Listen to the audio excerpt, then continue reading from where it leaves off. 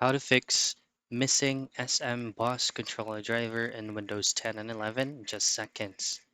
Now, this is going to be very quick. All you have to do is to pay attention on what I'm going to be providing you so we'll be successful doing this whole process.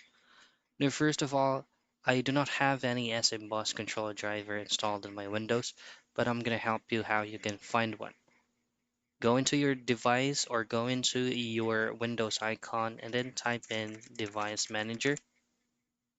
Click on that.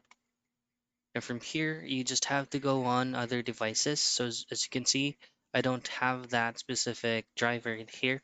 But if you do have it there, just simply right click on that and then click on Update Driver. Now choose on Browse My Computer for drivers and then let me pick from a list of available drivers on my computer.